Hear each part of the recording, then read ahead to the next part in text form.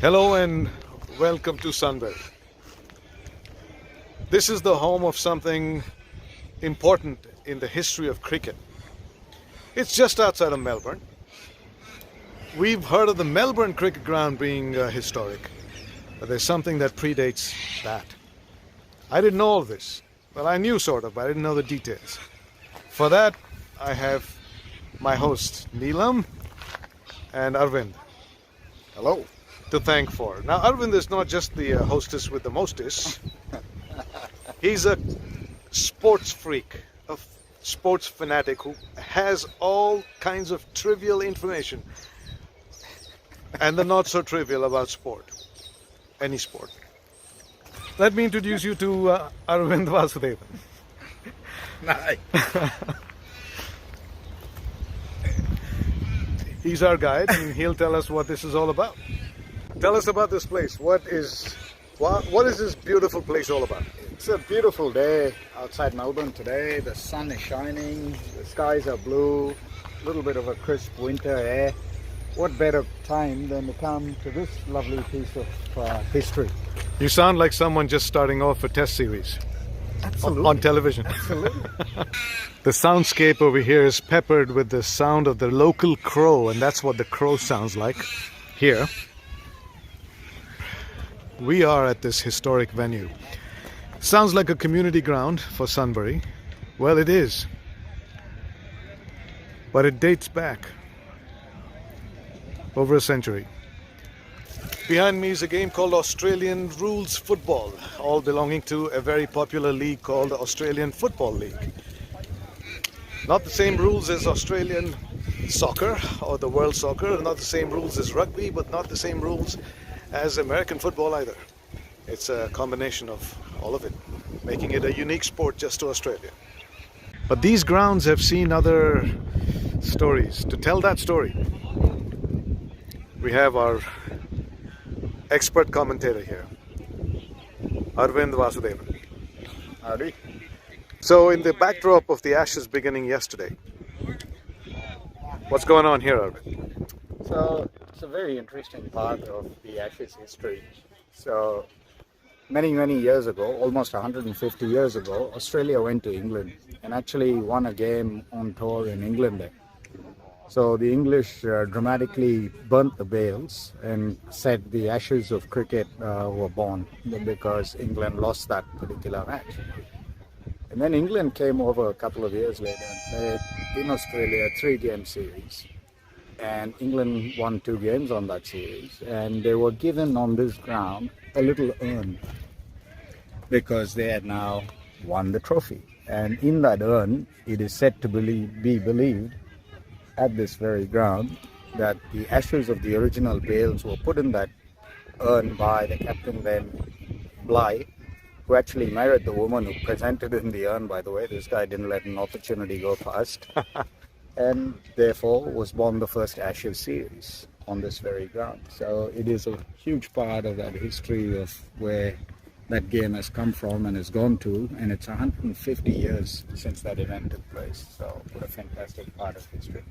150 years Coming of the up Ashes to, coming up to, yeah. that this ground played host to, right? Or birthplace to. No, the Ashes themselves were burnt in England, but this was the ground where the first series that was termed the Ashes took place, and the Ashes were put in the urn, supposedly. Supposedly over here. Yeah. This is the ground where that urn was presented, and this is the ground where the captain then supposedly put the ashes of the original bales into that urn. So this was where that history of the word Ashes and the series, the Ashes between England and Australia, commenced from. You just heard the story of the Ashes. The Ashes series is underway starting yesterday, and knowing a little bit of the history should give you a little more interest to watch this really old rival series between Australia and England. Who will take the Ashes this year? What's your prediction?